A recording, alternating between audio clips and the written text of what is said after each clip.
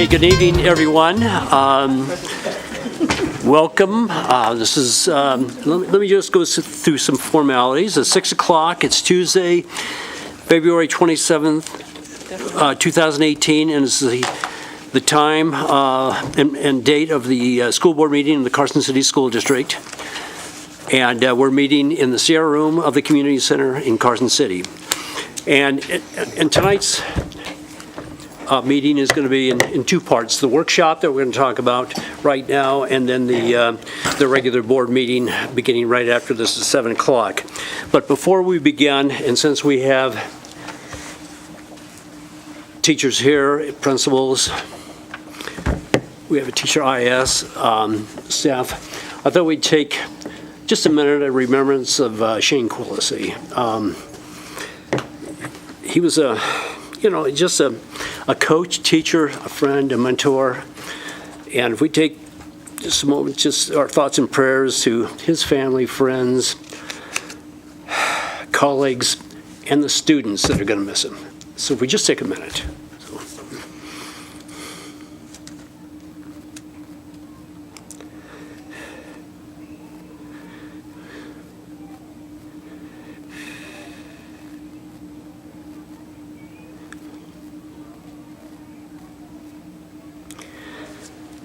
Okay, and if I could just let you know, Mr. Soch just let me know that the services that will be held for Shane will be March 17th, 2 o'clock at the high school.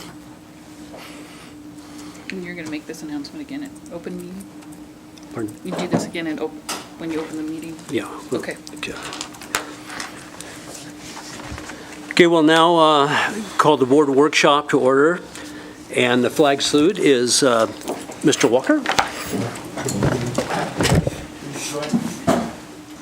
I pledge allegiance to the flag of the United States of America and to the republic for which it stands, one nation, under God, indivisible, with liberty and justice for all.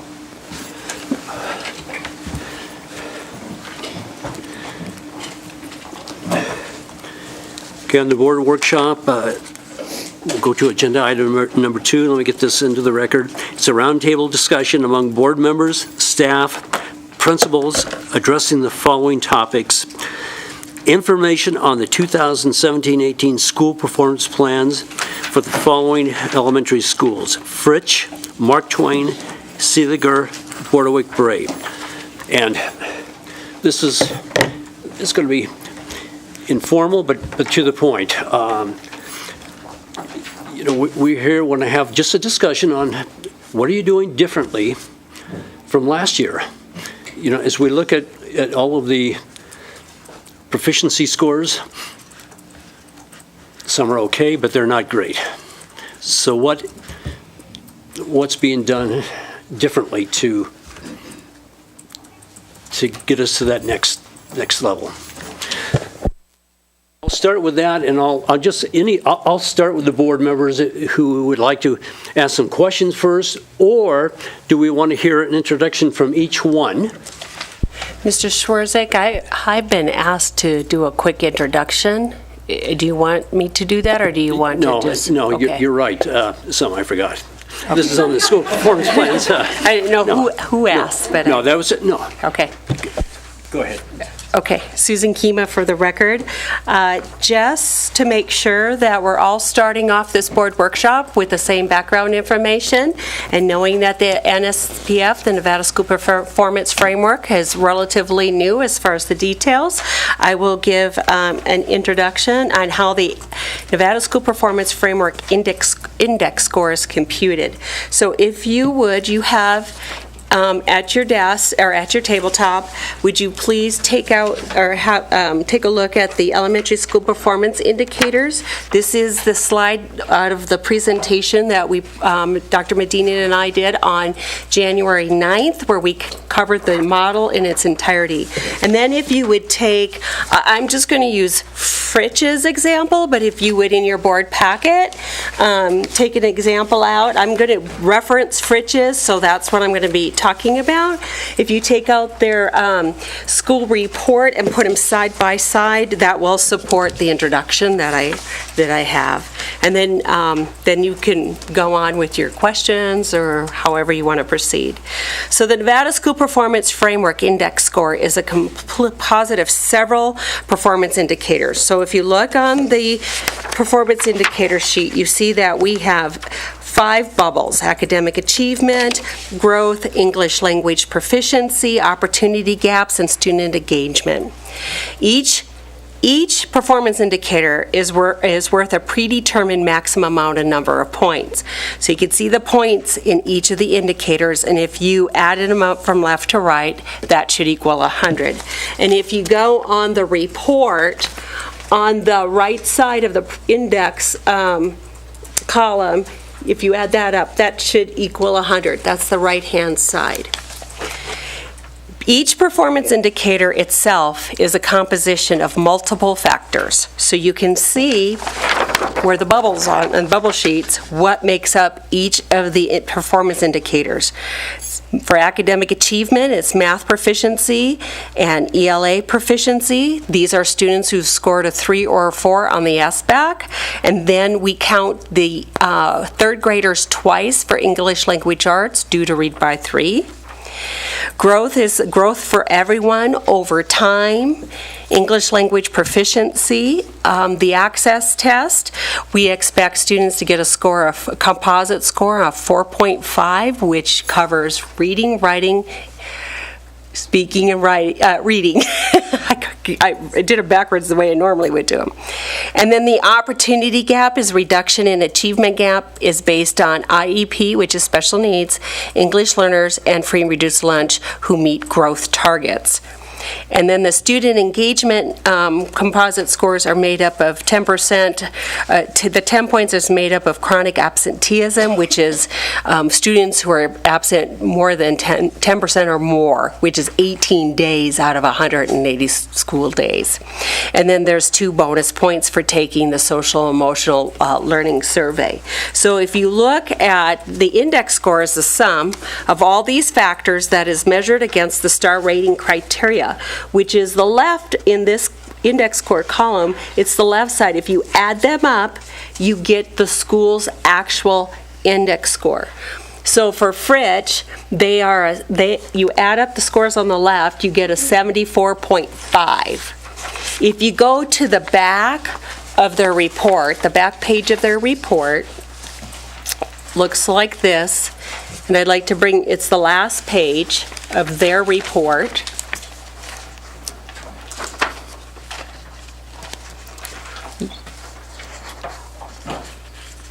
There's 2 full pages, 4 pages altogether.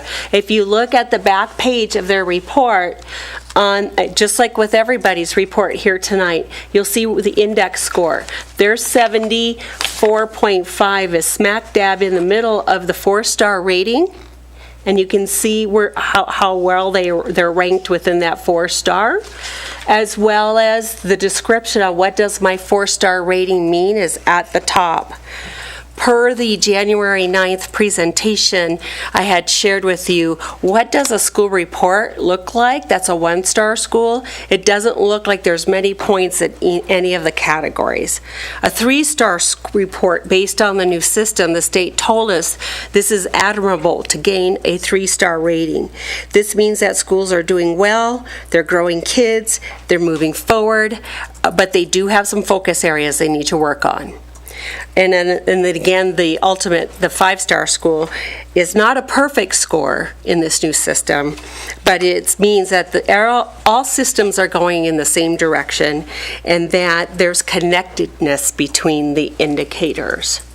So without further ado, I will turn it back over to Mr. Swirzak, President Swirzak, to continue on with the workshop. Okay, should we have each part? Go ahead. So Mrs. Schema, I'm just wondering, as far as you know, is this going to be the same next year, or is the Department of Education still looking at tweaks? This is the same for next year for elementary and middle school. They are making, as you would say, the tweaks for high school.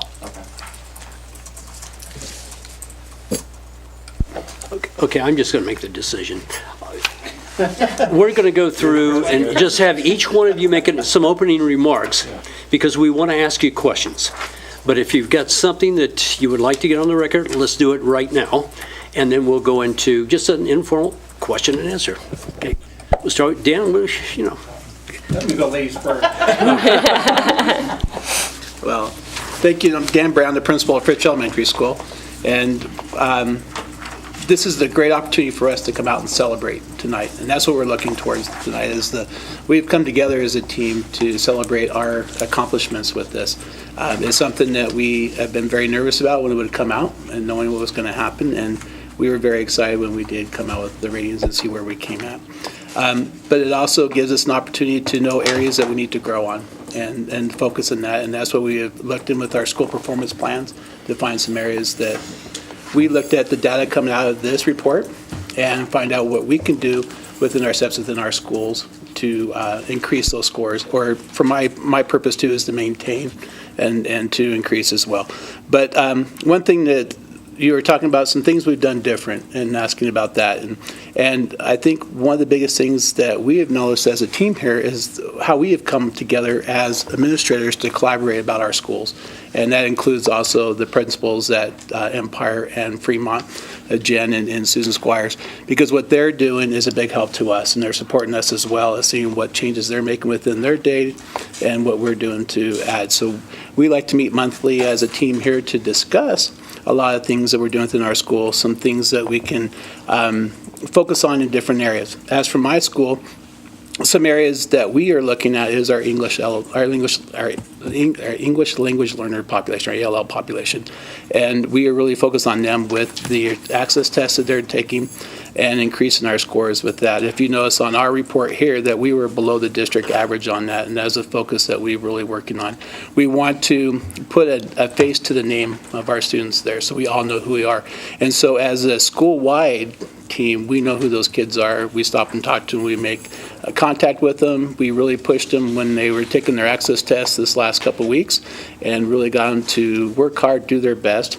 And then besides that is starting way before that is looking at how we're doing our instruction with them in the classroom and supporting them, and really looking at when we're in our PLCs, our professional learning communities, that we bring these kids to the table when we start talking about data and talk about instruction and what we can do to support them. And so those are some of the big things that we have done. And then you look at our other things in here is when we talk about opportunity gaps. One things that we're looking at is nice with this data piece here is it disaggregates it for us so we know where we need to focus. And again, our biggest areas are English learners, but also looking at our economically disadvantaged students. Those are free reduced students and some of our McKinney-Vento students that are living. And so how we can get them to grow academically, but also if you look at chronic absenteeism, is how we can get those kids to school and support them. And some of the things that have come into play the last couple of years have been a big help is having social workers in our schools. They have taken a role on this of helping us in that area. Also with the climate and working our social emotional, and they have been a big help. And so that's a great resource that we're very appreciative to have in our schools and support it that way. So that's another one. And then some things that we have to look forward to the future is this next year will be the first year that science will be added into the first one, the academic achievement. So we are looking at our data with science, where they came out with the testing the last couple of years, look at the different claims, and see where we can pinpoint some instruction with them. This last year we have put in play the MIUs for science and math, and we're looking to see how those will come across and help us with our instruction, and really pinpoint and target some instruction in those areas of the claims. And, at that, it's been a great resource to having our instructional coaches with us now. And that is a big factor and a big help for us, to help us with with coaching with our teachers, giving them resources available, and having the STEM coaches to support us in that and have an understanding of what needs to be done with the science. We're hoping that, we have our fingers crossed that we're going to come out on top of the science as well. And in the last couple of years, too, has been the focus with Read by 3 and targeting those students now at a younger age and build literacy plans for those students that we get them to be at grade level at 3rd grade. And so we've done a lot of targeted instruction, a lot of identifying students where we need to, and really pointing some assistance and some strategies and some just some interventions in place to help all those students. And so that's another thing is just to, you ask about what we've done, it's awareness and where we're at with those students and what we can do as a school and as a team to support all students. So. Okay. Lisa Hutchison from Bordewick Bray Elementary School. I would like to say ditto. One of the things that I'm most appreciative of, again, is around the work that Fremont and Empire has done, and then also saying thank you for the early release days, because I think those are going to be very instrumental in working with our staff and really looking at areas where we can provide some extra professional development and training for our teachers. One of the things that Bordewick Bray is specifically looking at is all of our students. We always look at our students, but this year we're really digging a little bit deeper. With the Read by Grade 3, we're looking at the 40% and below students in reading, but across the board at Bordewick, we're looking at any student that is scoring below the 60th percentile and really putting them on our radar and looking at interventions that we're doing inside the classrooms to help promote their learning and provide them with other strategies that will help them to grow, because we are, our student growth and our closing opportunity gaps, those were some areas that we were recognizably lower in. So those are some things that we want to look at. One of the other things that we're focusing on is our math. I think with our new math program and giving it the fidelity that it needs, that we'll be able to see how that is helping our students grow as well. So in the past, we haven't really had a set math program, so this will provide our teachers with some instruction that will help move our students and are aligned with our standards. Okay. Good evening, Paula Zona from Seeliger Elementary. And as Mrs. Kima showed us at the very beginning of the intro, our staff really took a look at how many points were awarded each one of the performance indicators and where we kind of fell short. And so for Seeliger, we realized that we could gain some great gains if we focused on the growth, the student growth, and then the closing of the opportunity gaps as far as the performance indicators. And so, this information became public in December. And so our first early release day that we had in January, we had a workshop with our staff, and we really kind of delved into what each one of these performance indicators meant and how many points we had earned for it and what we needed to do to improve. And so focusing on the student growth and closing the opportunity gaps, each one of our teachers created their own goal-setting sheet based on how their students had performed from the fall to the winter maps as an indicator for how they would do in the future for this SBAC. And we have been really focusing on 3 or 4 students that are close to proficiency but not quite showing the growth that we would like. And so the teachers came up with an action step, up to 4 action steps actually, for what they were going to do for those 3 or 4 students throughout the remainder of the year to be able to focus on those sections. So we're certainly hoping to see some growth in those 2 areas that will help our overall rating. We also have looked at our winter growth comparison for how each teacher has done in the previous years of students that they've had, and also how the students have done with previous teachers. And so we've been looking at that as we are having our mid-year conferences and our pre-conferences for our final observations for the year, and having great conversations. Julie Cowan, our assistant principal, and I have been having that with our teachers throughout the last month and a half. So we've just been focusing on growth, and we know that the way to close that gap is to really focus on our conditional growth and having those students be able to meet what's expected of them. We've been excited to have our new math program. Being able to have the common conversations in PLCs has been a world of difference this year and the past years that we've had. Being able to look at our MIU assessments and the commonalities that we're seeing with our students and how we've been able to test them and look at their ability to be assessed and what they're telling us in those assessments. We've also added a program called Study Island for our 3rd, 4th, and 5th grade students, which gives teachers the ability to be able to have some extra sessions with them based on their actual level of where they've tested.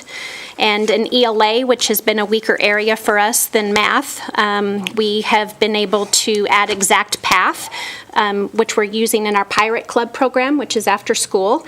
And that training, it is focused right on where the student is in MAP. And so that takes them right where they are and be able to move them forward. It's a very individualized program, and it's standardized. So we're using it in our tutoring, which students are pulled for throughout the day, during the day, in our Pirate Club program after school. And so we're really hoping that that will lead us some great results at the end of the year.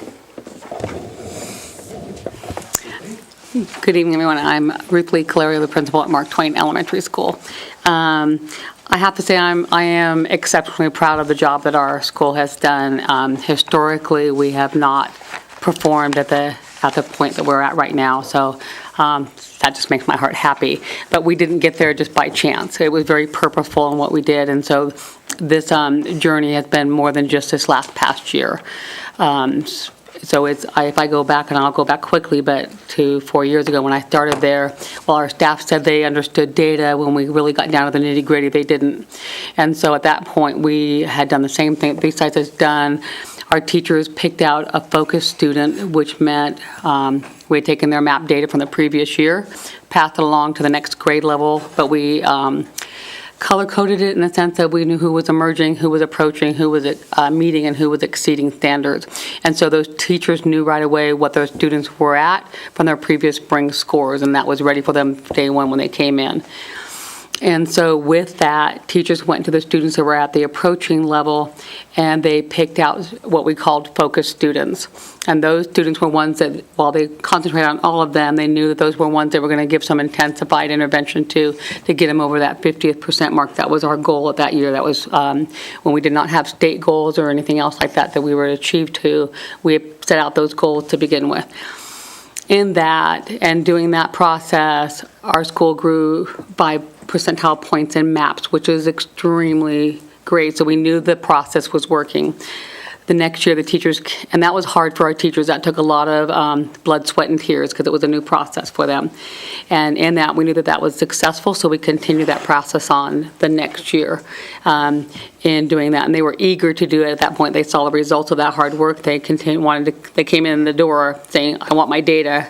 I want to be able to meet my needs of my students. So with this, our teachers have really learned how to, data dig. They really understand now what each student needs and why they need it. Through the IC process, through use of MAP data, through Mastery Connect, through use of classroom observations, the teachers have been able to really pinpoint what each child needs individually. The difficult part has come for them as far as how do I meet those needs of those many students at many different levels. And so there's some things that our teachers have tried out. The leadership there has been very good about supporting teachers in regards to this is where my classroom is at, this is what I'd like to do with them. They have the data to back it up, and they come with some ideas about what they'd like to do that may or may not be the traditional, we turn from page 14 to 15, 15 to 16. It may not be that, and it may not look like that, but it is meeting the students' needs. And I think that's one of the things that is attributed to our growth. As I look at it, and we looked at our data, we did the same thing that these other sites have done. We've all kind of have done similar things. We too looked at our data when we came back and got this full report, and we could see by our data here on this that really for us, while we did a great job in student engagement and we did a great a good job in closing that opportunity gap. We got 10 points out of 20, which I felt was really strong. With our ELA, we got 7 points out of that, but with our math, we only got 3 points. And so we knew that that was really an area that we could focus on. We knew that was something that we needed to strive towards. Looking at our MAP data, it correlated with our MAP data. It said the exact same thing. So we utilized this and compared it to our MAP data, and our MAP data was telling us the same thing from previous years to this fall to this winter, took the winter maps and noticed that was not, we weren't meeting where we needed to do. Part of that is going to be handled by use of new curriculum and understanding, so the teachers aren't pulling out from multiple sources on how they feel like they can meet the students' needs, but still being aware if their students are not getting that standard, that they have our math, our STEM coaches to be able to come and say, I need some support with this. If you have some ideas, talking about it with their team members and their PLCs, those pieces are really strong to do that. In that, we noticed that when we broke down our data, that it was our ESL students with the math that was really the group that was not performing where we'd like to see.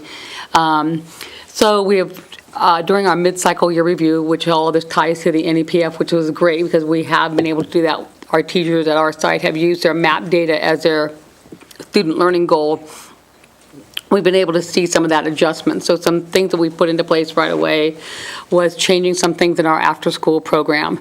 So currently, before our after-school program, we mainly focus on our Read by 3 students, but now we've also pulled in students that we feel are deficient with some math. One of our 5th grade teachers is pulling out specifically her kids from her class that are low in math, that she knows they need to have some skill sets that they have not gotten in a previous year because of a variety of reasons.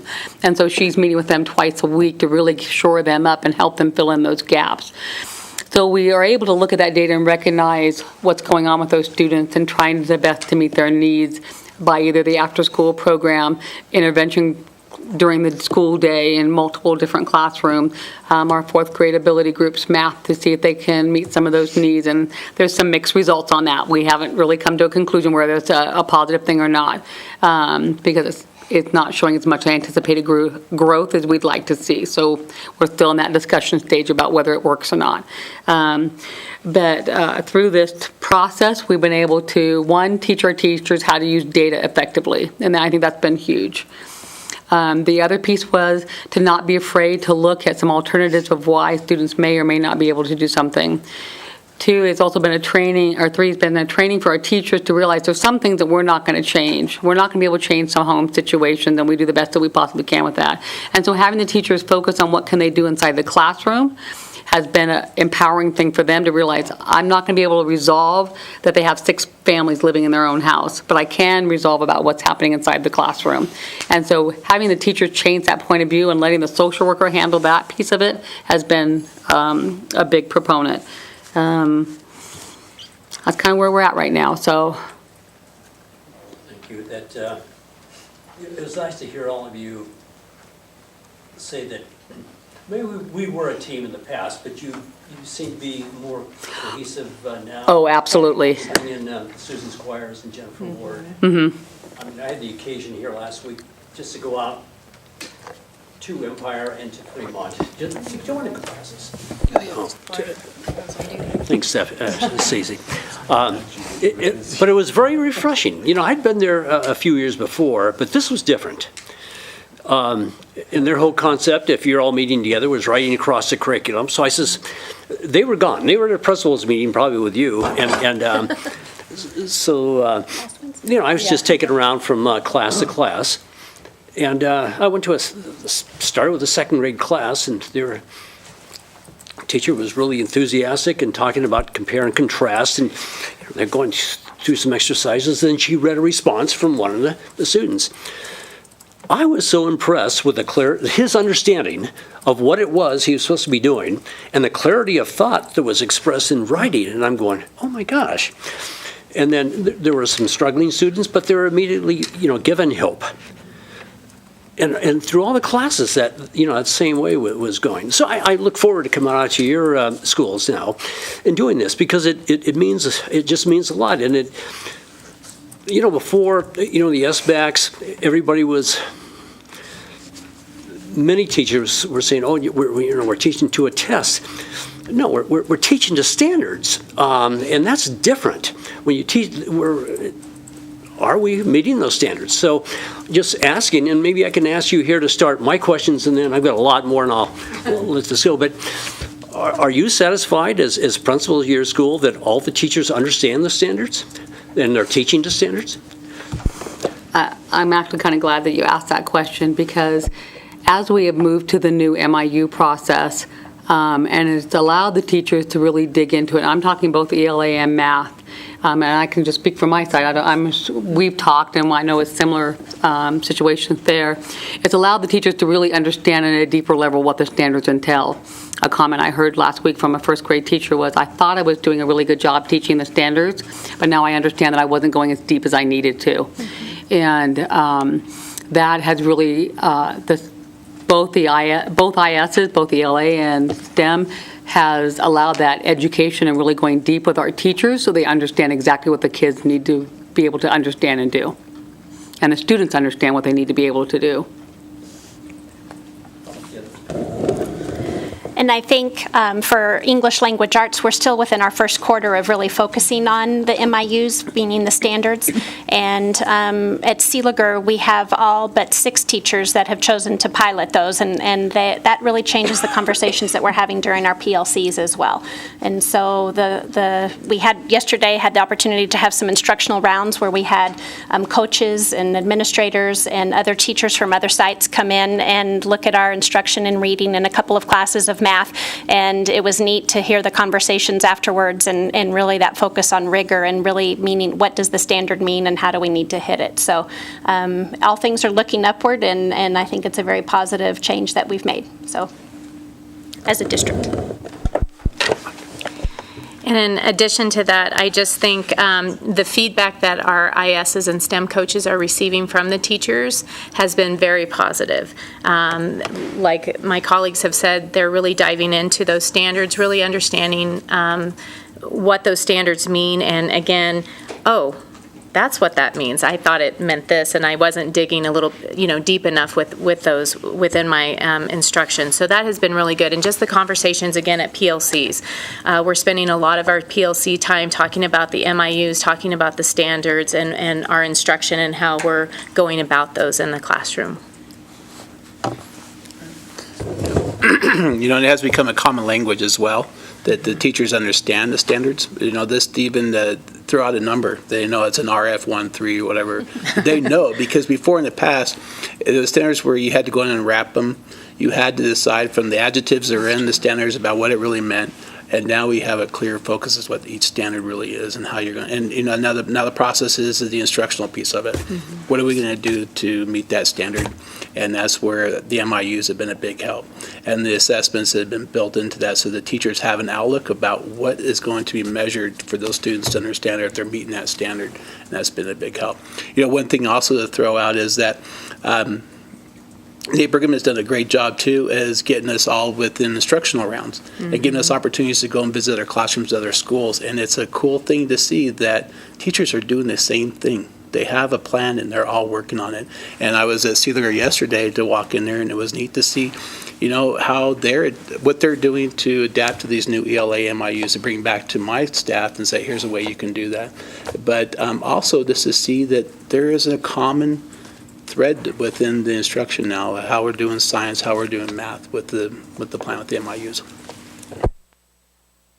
So just recapping all of you, what you said is that maybe in the past, maybe not all teachers, not intentionally, but we're not teaching it to the standards, only because, maybe they thought they were there. I heard that, but now, what I understand now is that there's an understanding of the standards, which changes their approach to teaching. To piggyback off that, it's what it was is nobody had a clear understanding what the standards really meant before, and now it's right. It's cut and dry right now at what needs to be done in there and what the student needs to do to meet that standard. And like I said before, we would spend days and days on wrapping standards and pulling out adjectives. What do the adjectives mean to meet this standard? And now it's a big deal. It's a huge shift that it's easier, and there's other resources there to support it. One of the other things I think that has really helped with that, with the MIUs, is teachers are not necessarily relying on whatever the curriculum material is that we have. They're relying, that is not their go-to. Their go-to is not that book or not that teacher's manual. Their go-to is now the standards. They'll look at the standards, say, what exactly is it that my student has to do? And I think that's a different practice than what was in the past. Board members, questions? I just have a question possibly for Mrs. Kima. With the English language, when they assess that, they've got the AGP. Which test is that? Is that the SBAC test that they'd figure out where the English language, or is that area? Am I correct in understanding that it is that the English learners have met their anticipated growth or projected growth?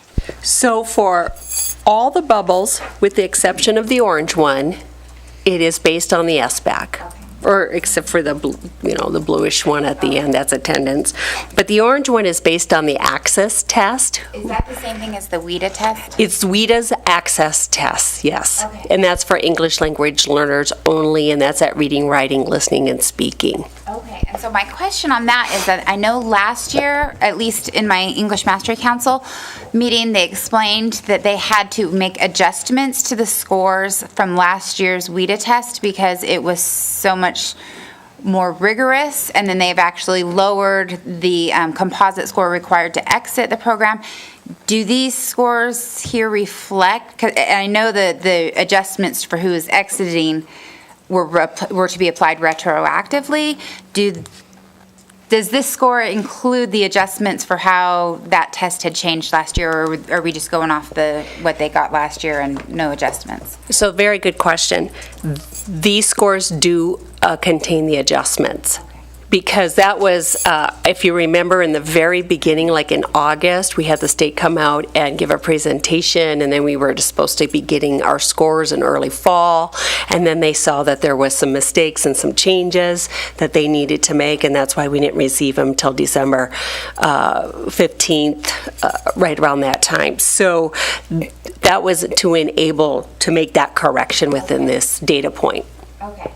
So thanks, because I was about to say you guys did even better than what this is showing, but that's been accounted My for. scores did not change in that category at all. Okay, well, and that's what I was going to congratulate you for, because you do have, if I'm reading it correctly, you have close to 22% English learners, and you've got the highest pass. Is that the little Yeah. orange? So we have about 60% English language learners, and so we okay. got the most points out of that we could.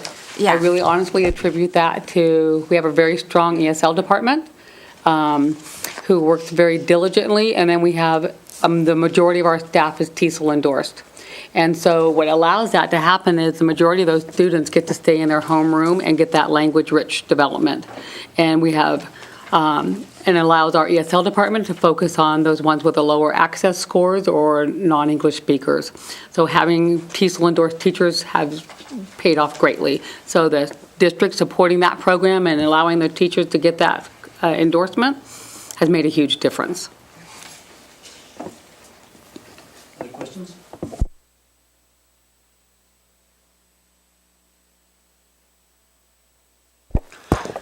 I mean, excuse me, I've had this tickle in my throat since I came back and it won't go away.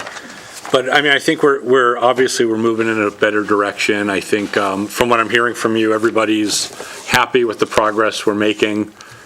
And I would agree. And I think the teachers, we went from several years ago where the teachers were extremely frustrated to, there's still frustration out there, of course, and it's from a variety of things, everything from, boy, there's so much to get done in a short amount of time, to, boy, when we're down a person, we're assuming more children, more students during the day, and the teachers they're, with your help and the administration's help, they're finding ways to rise above this. So I think we're doing a good job, but I guess my question to you is, what resources, maybe whether it's curriculum, more teachers, which probably a no-brainer there if we could afford it, but what in your opinion is where we need the most help with to support the learning and the achievement for the students?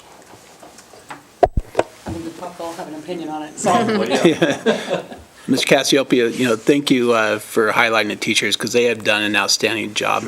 And that's something that I think that all of us, maybe we should add to our openings here, is that the teachers have gone above and beyond with the work in this and the time and the effort. It's not an 8-hour day for them. They're working very hard in evenings and that. And so, one of the resources I think of right now is time, just for us to get this rolling and working on, getting the MIUs rolling and getting the teachers comfortable with it. And I think that's going to really pay off in the long run. We saw how it worked in the high school and the middle schools, and that's where this is all coming from. And it's just going to be a matter that they get comfortable with it and knowing what is expected for them for each one of, in the pacing of the MIUs, and they know that they're on track with it and rolling with it, and that's going to be a big help. I would also agree with time, and I think, again, with this next year's school calendar, I think that will help with those early release days. I know we have talked as elementary principals on how we can align those days so that each individual site is different, yet we're all doing very similar things. So looking at what kind of trainings and professional development we'll be providing for our staff and actually giving them choices and options during that time too, based on what their needs are. Because I hear that from teachers a lot of times is, we have a lot of trainings and whatnot, and in the past, they weren't always, in some teachers' opinions, the most effective use of their time. It's like, boy, if I wasn't doing this and I could focus here, I think I'd get a bigger bang for my buck and we'd see some improvement. So I like to hear that there's some variety now not that there wasn't before, but I think there's a little more emphasis in that now, which, I think is good. I would agree just with your patience and being able to utilize the time that we have, especially planned for next year. Teachers currently have about 45 minutes a week that they get together to be able to look at assessments, to be able to talk about their children and the commonalities that they're seeing and the curriculum that they're teaching. And so having those additional early release days to be able to have extra time throughout the month to be able to focus on that. We feel much better this year in math than we did last year because we've been able to talk through the curriculum and have some experience behind it. And now as we're rolling out our ELA standards and the MIUs, and we're only in our first quarter, I know that next year at this time we'll be feeling a lot better about that as well. And then I agree with everything that these three principals had said. If I were to ask for a resource per se, one, I would ask for some additional paraprofessionals. Our special ed population is making it tough for not only for them to be able to have access to the curriculum, but also that it doesn't impact the other students. The other thing that I would ask as we look forward towards the future and as we notice, the science curriculum that we have is phenomenal. It is superb by all means. But having some time with our teachers many of our teachers are not science majors. And I know for myself in my preparation for elementary education, I had to take one science class. That was it. And so many of our teachers are not as comfortable as I would hope to be or would like them to be just because they haven't had the exposure to the theory behind it. And so I think it's a lot to put on our ISs as far as so they're doing math and science and computers, and that's a lot because the computer standards are coming out again. But I am with them. I so appreciate having that ability and being able to do that. So we're hoping that we may get some support either from the high school or middle school with those science teachers that perhaps they can help us with some of that things if teachers have some questions in regards to that theory behind the science curriculum. Just follow up on that, as long as we're on resources, and that question was asked. Do each of you have an IS at your school? Two. Are they in the classroom? I mean, do they go in the classroom, or do they just meet with teachers outside the classroom? So the ISs have multiple responsibilities. They have some school responsibilities and they have some district responsibilities. When they are on the site, at least for my ISs, not only do they help run the PLC meetings or there as a resource for those PLC meetings for those teachers, but they also do some walkthrough and some coaching with those teachers. So if they're walking through a classroom or a teacher asks for an observation specifically on something, they give them some feedback in regards to that and some coaching opportunities. And then they're doing work for the district in regards to working on the MIUs, creating assessments, making sure those are all aligned for the teachers. So the MIUs are done by all the ISs. The rest pretty much is the same. And you, okay, now hold on to the IS thought. You mentioned social workers have, Hi. No, I was just going to clarify, we all have pretty much two ISs. One we call a STEM coach, so they focus more on the math and the science for the needs of the building, and the other IS focuses on the reading and the ELA. And so we call them our ISs in general, but one is really known as a STEM coach. But in addition to what Ruth Lee says, they also have done some co-teaching with teachers. When teachers would like some additional assistance or help being able to teach a particular standard or model a lesson, they've been able to go into classrooms and do that as well, and then debrief afterwards. So it's a good relationship they have with our teachers. and I see we have an IS here in the audience, but do they work with students in addition to the teachers? I believe that's their joy in their job, really, is going back in and seeing how it's working in the classroom. I know, for example, Mr. Williams loves to go in the classroom and teach lessons and be with students and get the feedback from them about how the curriculum is working with them, and that's where he's getting the feedback from as the students, and if they're enjoying it, and if it's in the right direction, if they're getting something from it. So just, the ISs are important to you as principals of the school, they're important to the teachers, and they're important to the student. I mean, this is, as we look forward, is it working or not working? But it sounds like that's a pretty vital part of this. Yeah, we truly rely on them every single day. Okay. I would use the word critical. I would go so far as to say they're critical to the success. Yeah. I have a question about that, just because that's probably the one thing when you talk to teachers that they complain about the most.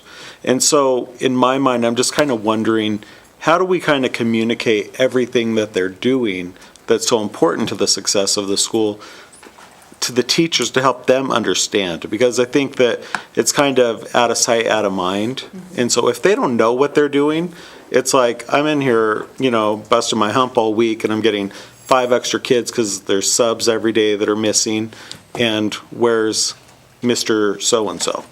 And so, I mean, that's just kind of a communication piece that, in my mind, I'm wondering, how do we share that with teachers to get them on board if what they're doing is so critical? I agree with you. I think there's a perception issue at times, but we wouldn't be where we are if we didn't have those folks doing the work even off campus, and that's difficult too. When they're meeting one day or so a week, coming together, they're the ones researching what does the standard mean. They're the ones coming up with benchmark assessments. They're helping gather resources for teachers to be able to implement in the classroom. And the truth of the matter is, there's not time for someone back on campus to be doing that. So their work is extremely important to the overall success of the site. And I think it's just a building kind of situation where, there's just going to have to take teacher by teacher of, well, so-and-so was in my classroom, we co-taught, we worked together, and that then spreading to the next teacher, being able to pull them in as a resource, and it's just going to kind of be a ground level explosion as far as what the success of these folks can do for us. And it's still fairly new in our infancy, too, is being able to have these folks on campus. And I'm just kind of thinking, how you're saying, like you were saying, they run the PLCs when they're there, or, and there could be portions of that that's incorporated to them sharing out. I mean, I don't know if they do that or not. I'm just thinking, of a way to kind of let them know, hey, this is what we're doing for you. And word of mouth in school, especially when you hit spring, I think everybody's kind of, they're hitting the grindstone. Yeah. And so we have to find a way to really show what they're doing. I think you're right, Mike. One of the things that we have done, and it's just little things, but we let our staff know who's off campus that day and why. So when our ISs are off campus, we'll tell them they're at, working at PDC on MIU. So our staff understands they're not just, down at Starbucks, getting a tea. So, but I agree with you, it's out of sight, out of mind, and it's really building that relationship and that team building so the teachers understand that they're in it with them. And that has taken some time, and the thing that I have noticed, because I've been able to have my same IS for a while for my math, and then last year, we had, last couple of years prior to that, we had Cheryl. So having that same person, and they build those relationships with those teachers, and so those teachers begin to start to rely on them to know, hey, I know that I can go to Carolyn and I'm going to get this math resource, or she's going to walk me through this about what her thoughts are on what it is, or I can sit down with her with my data, and I have teachers doing this all the time. Hey, can you meet with me and sit down and go over my data with me and tell me if you see the same thing I'm seeing? And so it's really a matter of building those relationships. So even when our ISs are off campus for the day and we have a before school meeting, such as a staff meeting, or they're in what we call IC, which is the instructional consultation thing, our ISs participate in that at our site as well. So the staff sees them and they see the work that they're doing. I think that's really the biggest key right there. Oh, I was just going to add, a lot of our ISs as well provide some extra professional development, possibly after school. I know my ISs do. They call it a after-school PLC, where teachers can volunteer to come and speak around math, science, and/or ELA. So those are some other opportunities that I think is building that rapport with our teachers, because in the past they have been out of the building a lot because they were doing so much work, behind-the-scenes work, for our curriculum, for our MIUs, for the assessments. And this year, they've been on our campus much more, which has been really nice. And again, going back to the co-teaching, our ISs are constantly offering time for the teachers. Would you like me to come in and kind of do some co-teaching with you around this particular content area within science? And a lot of teachers are taking them up on it. I know there's still some that are a little, I don't know. But for the most part, they are taking them up. So they're getting themselves out there more as well. So, Just to add to that, they're building rapport with students as well. I know they're out there, they're on the playgrounds, they're in the lunchrooms, and they are just talking to students about what's working in the classroom as well. So they're getting student perspective, also a teacher. absolutely. And just like, I think like we talked about before, this has been a learning process for everybody. And again, I think what I'm hearing, and I've spent more of my time talking with teachers at Fritz and Bordewick probably, and I need to come and see some of the other ones a little more often, but there was a lot of frustration early on, and I think you're exactly right. That frustration, while there's still some there, I'm hearing a lot less than what I used to hear. And I think part of it is, the ISs now are kind of coming into their own. They just like everybody else, better understand what their role is. And also, they come in, hey, can I help you teach a lesson? But what I'm hearing now from a lot of teachers is some of them are taking time to come into the classroom and watching what some of these teachers, especially say the more successful teachers, are doing and providing that praise, going, wow, you took a whole different approach on this and I like that. And so that it's not just kind of a top-down approach is what I'm saying. They're really starting to listen too. And I think some of the teachers are really starting to see that more and more. And with your school as an example, out of the classroom, what I think has really helped too, to a smaller degree, and it's kind of lighthearted, but what is it, about once a month now, I'm noticing teachers and staff are getting together after work a little bit. Yes. And we do that in my office too, and that really goes a long way. It's just to get away from it all and be able to laugh and joke about things, and it's building those bonds, and the ISs are there, the administration's there, some teachers are there. And it's just that camaraderie that gets built in the classroom, but also out of the classroom. So I think it's coming along. We're going to be getting close to having to close this off, but in defense with our IS in the audience, would you like to add anything to this part of the meeting as an IS?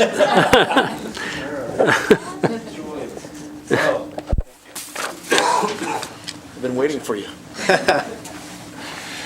Good evening, board members. Tad Williams, STEM coach at Fritz Elementary. Everything I've heard, is just, it's amazing to be part of this journey, and it's totally right. Our STEM coaches, we do a lot of behind-the-scenes work, and it reminds me of this article that I read about the janitor. And I was raised by my grandparents, and they always said, you treat people in those positions just like you treat the CEO. And I was reading this article about the janitor and how much they do, but no one even knows, right? They think they just clean up rooms, and that's just been our process as a STEM coach. We're pulled away so much, we do so much. We have very passionate teachers who like to express their opinions, and you just got to smile and understand where they're coming from, and because they work hard too. But I think the fact is we're not in the classroom with probably 30 personalities every single day. I think, their frustration comes out, but I don't share what we do. I just try to support and do as much as I can. But it's cool to bust our tails with the MIUs, create assessments. We're still editing all the assessments, and I just love the whole journey. I love going in classrooms. I was in multiple classrooms today. I left all the teachers little yellow sticky notes, and I just tried to encourage them and tell them just things that I saw, and the looks on their face of just saying, thank you so much for the nice note. And it's I'm there not to judge you. I'm not someone who's going to check things up, but I'm there to watch the kids learn. That's what my job. And I enjoy sitting there, first grade classroom. They're so excited about studying shadows on the TCI program. And then I was in the third grade math class today, and they're talking about rhombuses, and then they're showing me how many rhombuses are in a hexagon and showing me there's 3 of them, and 1/3 plus 1/3 plus 1/3 is 3/3. I'm like, holy moly, just like what you saw in the classrooms. But it's just amazing to see all this come to work and then hear the great things about TCI.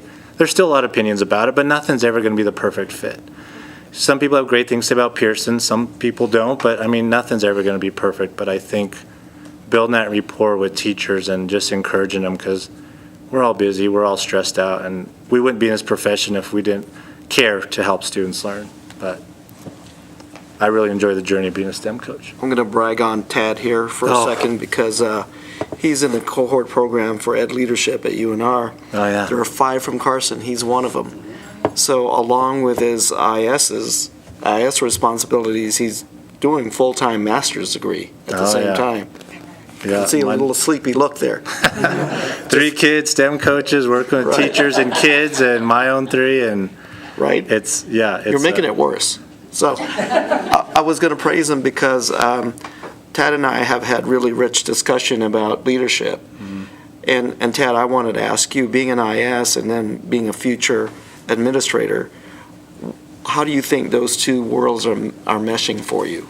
Being an IS is a perfect gateway into meetings, professionally speaking. I was talking to Mr. Brown today, and I kind of knew the topic, but I like to just listen to you guys speak professionally and to accomplish tasks, and then hearing how amazing team members the principals are. To me, it's just a whole learning experience, but it's basically similar to the same job. We don't make the big calls like these ladies and gentlemen at this table, but it's good preparation for the journey of possibly having a admin situation in the future. But I feel very fortunate to be in this position, and I want to be thankful for the people who helped me write letters, and also the people in here who've helped me get into the administrative program at UNR, because it's tough, but we'll make it all work.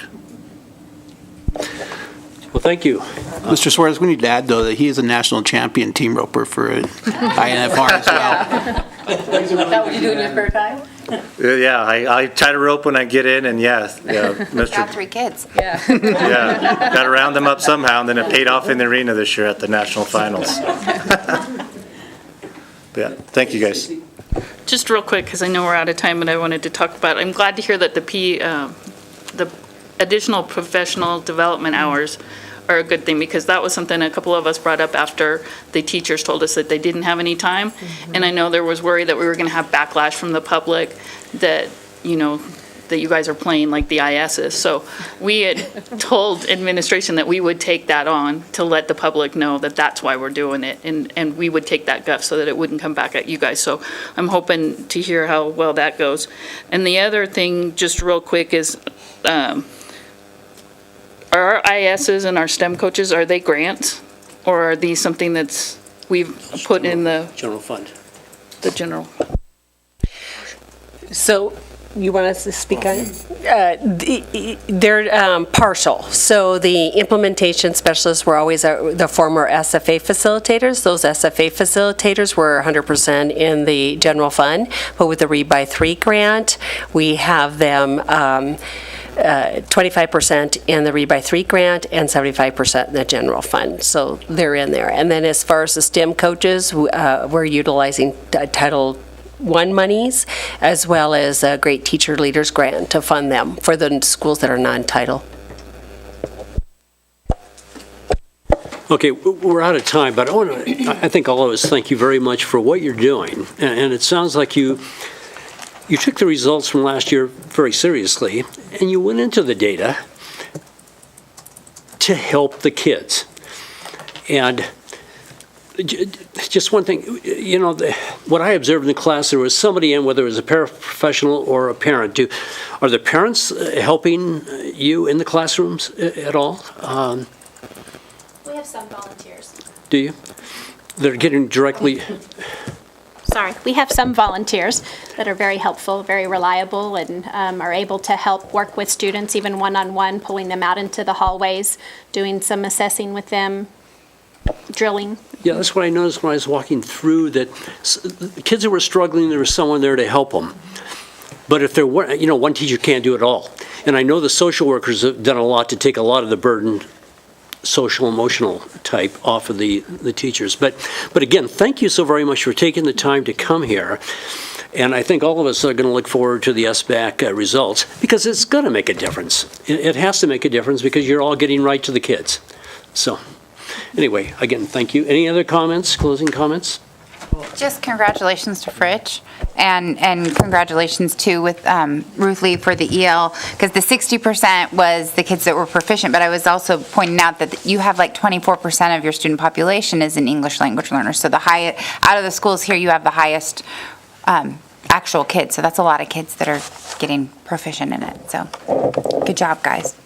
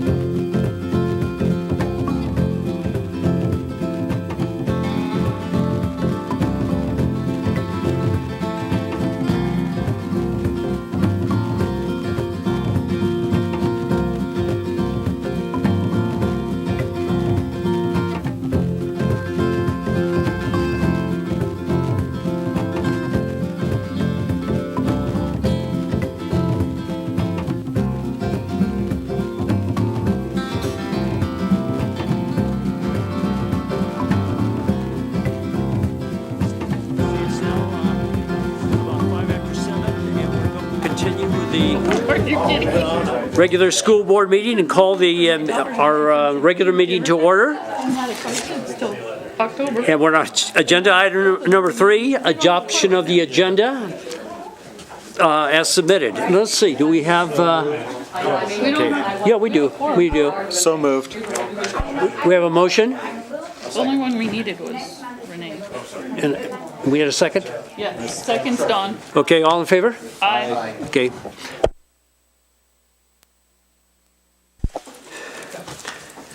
Okay, agenda item number 4, which is superintendent's report. Thank you, Mr. President, members of the board. Mrs. Kima let me know today that our ACT testing for all the juniors in the school district was accomplished today, and that it's expected by the time March 5th comes around that all the testing in the school district associated with ACT and also our ELL or access testing will also be completed, boxed up and shipped back. So we're anxious to see how we did and appreciate the work of the staff. I know the testing function just in and of itself is a huge effort in a school district our size, and we appreciate all those who made it happen. I also wanted to let the Board of Trustees know that this morning a precautionary evacuation took place at Fremont, and the students were evacuated over to Carson Middle School because there was a possible gas leak in the area. And so to take the necessary precautions, students were moved, and when the all clear was given by both the gas company and also the fire department, the students were returned to Fremont where they worked through the remainder of the day. Finally, for your benefit and also for information for our community, I just received word yesterday that the folks at Ryder Homes, which is the first contractor moving in to start the development at Lampa Ranch, gave us rather short notice that they're going to be moving equipment and material into that first project that's part of the Lampa Ranch development. And this is a little earlier than we had anticipated, but in talking with the folks from Ryder Homes, they assured me that their hauling of materials would not coincide with either the start of our school day at Carson High School or the end of our school day. But because of the work that's going to be going on there, there's going to be a significant amount of traffic. And I don't know the full details of all of the impact here, but just for people that are going to be using that south parking lot, especially to gain access to that parking lot from East Robinson Street. There will be big trucks there. They're projecting to move 100,000 cubic yards of fill dirt into that location, and so there's going to be a tremendous amount of truck traffic, which combined with our pedestrian traffic and also residential vehicles, kids coming and going to school, plus our staff, there's going to be some expected involvement with the Sheriff's Department to help with traffic flow and all of those things. So just a little heads up, I'll keep you apprised as we move closer, but obviously the folks from Ryder are anxious to get moving, and apparently they've just recently received the permitting from the city to begin this effort. Any questions for me regarding this particular situation? So one of the things that has to happen there is they've got to be able to shore up the ground where the roadbed will be into this new property. They've got to be able to keep that heavy equipment from sinking into the ground, and so they'll be adding some fill rock, places where the big trucks can drive, and then there'll be a place where they stockpile those materials. They're going to ask us to move our buses. Right now, we stage our school buses and students onloading and offloading of the school buses right there on East Robinson. And so we're going to have to figure out between now and the end of school what that looks like. But we hope to be able to get information out to the students and staff as soon as we have a more defined plan. We'll also do the same thing with our parents, but I wanted to give you a heads up should you start seeing that equipment down there. And I was down there just this afternoon, just prior to this meeting, and they have unloaded some large earth-moving machinery, and so they're good to their word in terms of ready to move and to go. Richard, where will our buses remain where they are now, or do we have to move those? So where we park the buses will remain, but where we actually pick up and drop off Carson High School students at the school site will likely have to move onto that southern parking lot. And just figuring out what we have to do, if that means putting some cones down so that we don't let cars or automobiles park where we may need to stage the buses, that's likely what will have to happen next. And we just haven't quite got all that figured out, where we just recently knew that, or heard that this change was going to occur.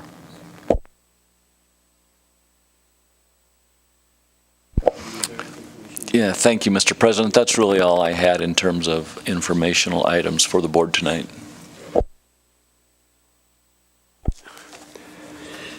Here are the board reports, and we'll hear from, this is Carson High. Hey, so. Tomorrow night, there will be a CTE Career Expo at the school from 6 to 8 p.m. March 5th, there will be no school.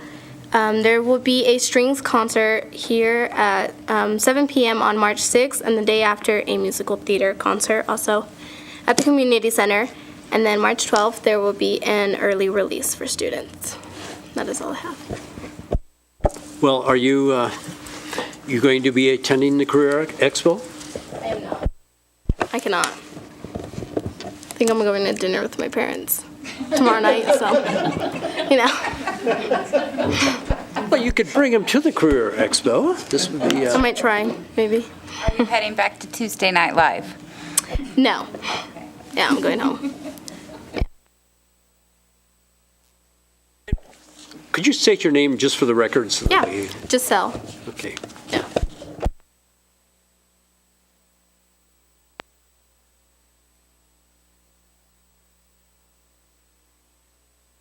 Okay. For Fritch Elementary School, Mr. Brown wanted me to remind everyone that the March 7th, next Wednesday at 6 p.m. is the Green Eggs and Ham Dr. Seuss book celebration night. So you can come have breakfast for dinner, and all events and activities are free for families at Fritch. And also for Carson Middle School, and you probably are going to report on this, Trustee Carini, but Yeah, you can take it. Oh, did he send you? Okay, I'll let you cover the chili bingo night last Friday, but he wanted to let you know that March 8th, Carson High School ROTC will be visiting the 8th graders, and on March 14th, from 2:30 to 4 p.m., there's a 6th and 7th grade dance at Carson Middle School gym. And on Friday, March 16th, the PTA is sponsoring Lunch with Your Hero at Carson Middle School. So you can bring your hero to lunch. 6th grade lunch starts at 10:29, and it's 6th grade and half of 7th, and then the other half of 7th and 8th grade lunch starts at 11:08. And also, I just wanted to thank all the parents who came, because it was just last week that the PTA sponsored the Lunch with Your Shiro, and so they got to bring any moms that they had, so or other female heroes that they might have had. So I'll go ahead and turn it over to Trustee Carini to cover on the chili bingo. Yes, chili bingo was Friday night, February 23rd. And it's a fundraiser for the Carson Middle School band program. Actually, it's all the music program, the strings, as well as the choir and the band. And we exceeded all expectations. They raised $10,473 for the music programs. And that was wonderful. And again, Mr. Jocks there would like to thank our celebrity chili judges, Superintendent Stokes, Assistant Superintendent Kima and Principal Sadler for showing up and judging the chili. Thank you. It's our pleasure. Also, before February 23rd was busy.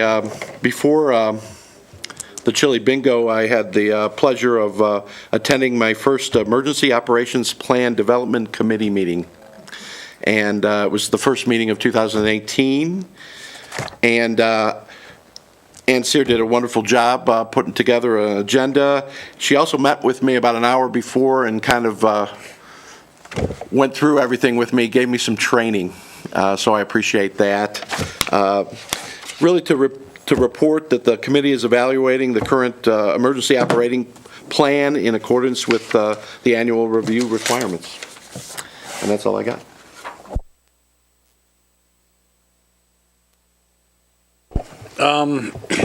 Yeah, a couple of things.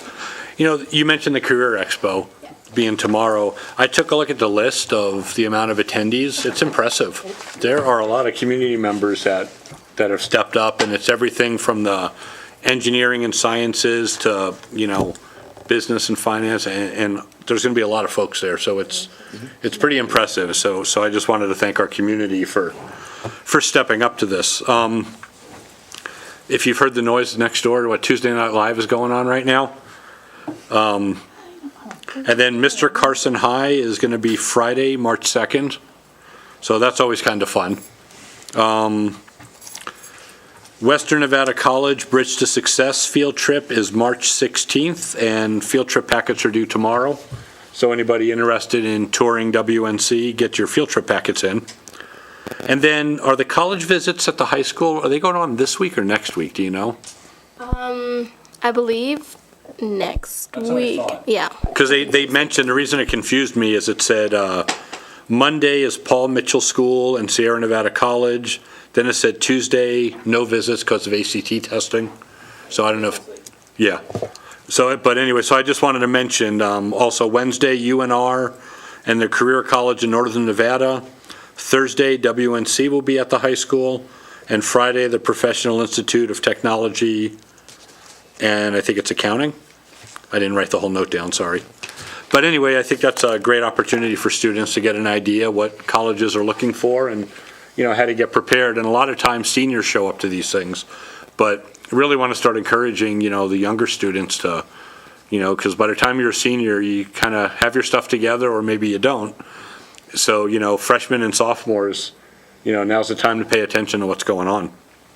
So anyway, that completes what I had for Carson High. I just wanted to take a quick second and, without taking a moment of silence or anything, but just extend my, you know, my thoughts and prayers to the students and the community in Florida who suffered that tragedy down there. I was in New York when it happened, and then was in Florida and not too far from there during that. And I can tell you, I mean, I'm not telling anybody anything new, but it really affects everybody the same way. I mean, everybody just kind of has their head down and wondering, you know, why and how we can make it better. So, you know, we're all hoping that we can figure this thing out and get on a better path. Thank you, Joe. Mike? Well, I guess I'll start. I heard a lot of great things about the chili cook-off, and this is from the eyes of a 7th grader who loved the event, but he did ask me if I was a judge when I worked there. And I said, I don't know, I think I might have been 1 year. So his one complaint, now that I know who the 3 judges were, was that the judges needed to make their decision a little quicker because he was really hungry. So just sharing what was reported out. So I have a few things from Bordewick Bray Elementary School that are going on in March. So March 7th through the 21st is Walk to School Wednesdays, and they're encouraging students to make healthier choices by walking or riding a bike to school. Students will be greeted by their Nevada Moves champion, Stephanie Matley, and receive prizes for making the choice to walk or bike to school. They also have Reading Week scheduled for March 12th through the 16th. They're going to have a number of dress-up activities. The theme is Reading Voyage, And Tuesday, March 13th, will be the reading night scheduled from 5 to 6:30. Families will have an opportunity to visit various stations throughout the school. They have a STEM book club, Flipgrid with parents, reading to their students. They're going to have read to the guide or therapy dog. And there's going to also be story time and ice cream where students get to hear Mrs. Hutchinson or Mrs. Cleveland read to them as they're eating ice cream sundaes. And they are looking forward to the traditional end-of-year celebrations of Bandorama and Choir Palooza. They like to see the progress of students are making musically. And so Bandorama will be Thursday, March 15th at Carson High School at 7 p.m. And Choir Palooza will be March 22nd at Carson High School beginning at 7. And that concludes my report. Okay, for NASB, the directory has been sent to the printers, so we should be having those shortly. We had a meeting over membership dues, so AJ, they might go up 2% to 5% next year. Sorry, but hasn't been approved yet. It's going to be discussed at a teleconference on March. But I thought I would let you know there. And then you all know about the school safety workshop, which couldn't happen at a better time here for us. And on that note, I would like to publicly thank Mr. Stokes for coming out with your leadership with the marches and stuff coming up, and how teachers should handle that, and coming out so quickly with that so that there were no questions. And I appreciated that and got a lot of good feedback on that. And then the only other thing is my appointment with NIAA is up June 30th. So we will need to appoint someone new, and that'll happen through NASB. So we'll be sending out information on that. It's Douglas, Churchill, and us is that region 2 that I'm on. So if you're thinking about that, it's 4 meetings a month, or 4 meetings a year. One's in Vegas, but just kind of put that if that's something that you might be looking at to do, and we'll have more information about that. Okay, I just want to remind the board, again, and all that are listening, that the STEAM night at Eagle Valley Middle School is next week, March 7th, from 5 to 7:30 at Eagle Valley Middle School. And it's a wonderful evening for students, parents, and the community at large. Secondly, I'd like to thank Richard and Sue and Jose for the fine presentation that was made tonight. It's a fine reflection of your leadership of how this was presented. It was to the point, and there's no wasted words. It was just right how we're making the things better for the kids. And let's see, too. Then I'm just going to let the board know that, just for your information, it's not major, that I will not be filing for re-election this year. So, yeah, just so you're aware, I let Richard know, and so it's a courtesy, you guys. So, anyway, with that.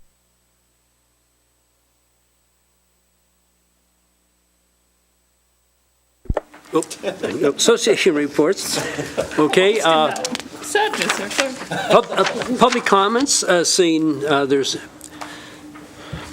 no public, so we can go past that to the agenda. Item number 8, discussion and possible action to approve newly proposed CCSD policy 820, safety and surveillance monitoring in certain public areas of district facilities and school buses. It's a second reading, and Ann?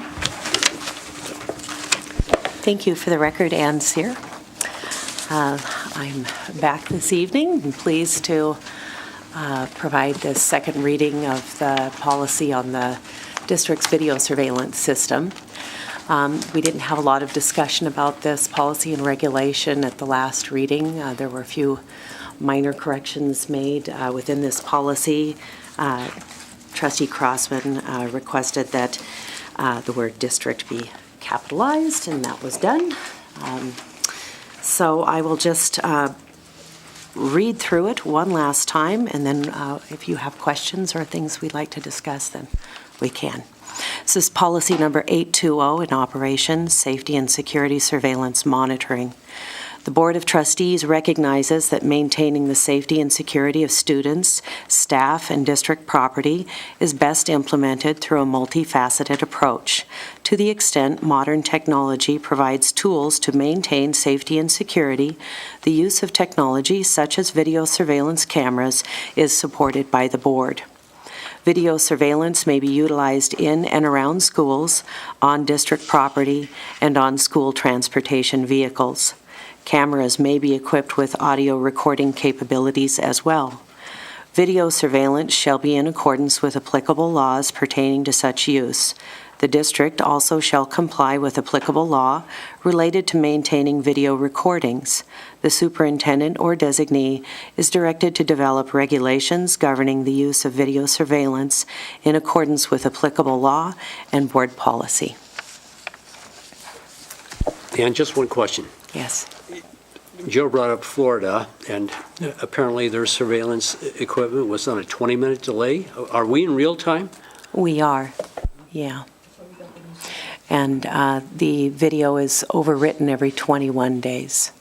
So, for instance, in our security office in the high school, we have a large video wall, and the video wall is outfitted with 6 60-inch TV screens, and each of those TV screens has a number of live feeds on it so that the security officers who are patrolling can look at several sites from one chair, and it's very helpful in inclement weather or in the evening, or if we're trying to keep an eye on a special activity that's going on but still have our eyes on other sites. So it's a good piece of equipment.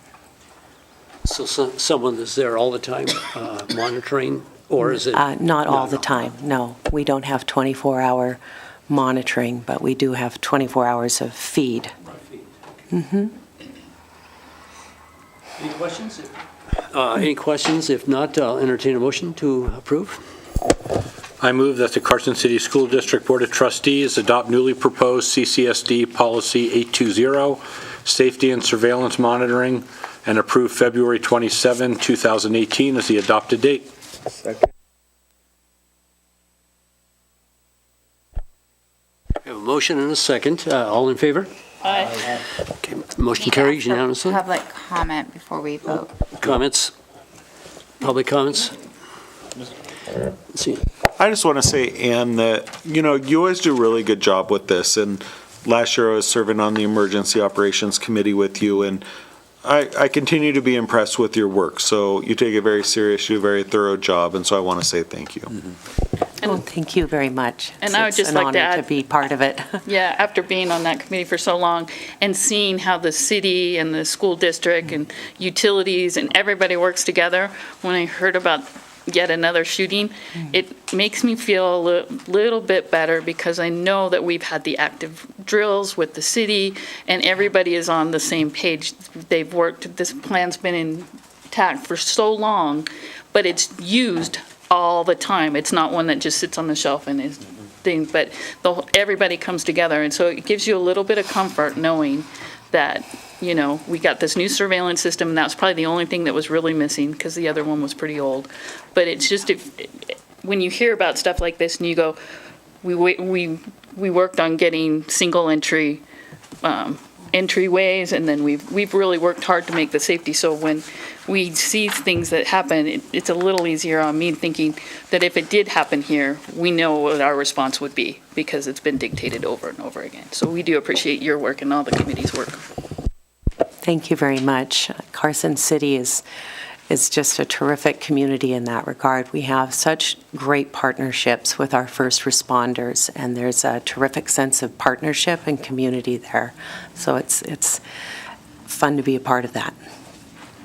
Thank you. Okay, we had a motion. I did.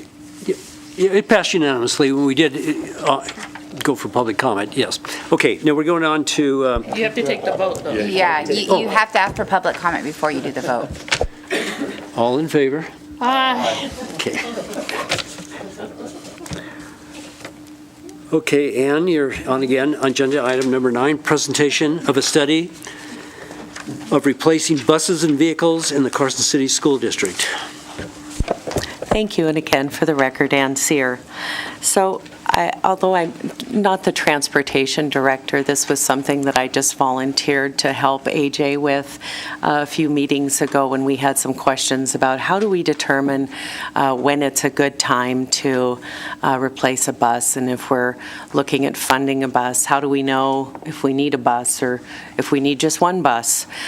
So having some experience in working on those types of issues in my days of public risk management, fleet management was something I had some experience with, and so I just offered to put together some very high-level information for you, and if you'd like to dive a little deeper, then we can have the transportation director come back and work with AJ to provide a little more detailed information. But I just used, this information is in your packets, but there was an information report that was published by the National Association of State Directors of Pupil Transportation Services, and this report was published in 2002. So it's not, the newest information, but not really a whole lot has changed when it comes to school buses and how we manage those fleets. And this information report, I felt really just answered some of the most basic questions about what are the considerations when we're looking at how a fleet of buses gets managed. And the two factors that they pointed out in this report was whenever there is a significant improvement or change in regulations that governs the buses, that oftentimes that will create a need to replace buses because of the equipment that's being required. And I pointed out in the overview in your packets that back in 2005, we did in fact have to replace 9 of the school bus in the fleet because of changes in federal guidelines and some safety recommendations that had come out from the National Transportation Agency regarding those Carpenter buses. So you see in the list of vehicles that in 2005 we had 9 brand new buses, and that's what caused that purchase to occur. And then secondly, just from a cost of risk perspective, the cost benefit analysis, is it less expensive to buy a new bus than it is to keep working on that old bus? So looking at our bus fleet, and there's a little pie chart on the second page of my overview, looking at our fleet, which consists of 47 school buses.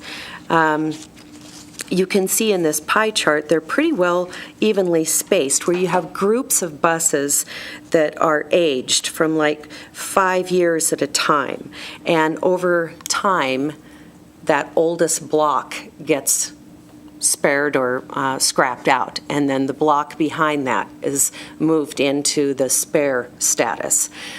So when the recession hit, we didn't buy buses for a couple of years. So you see that little block there, 2014 to 2018, we've only purchased 3 buses.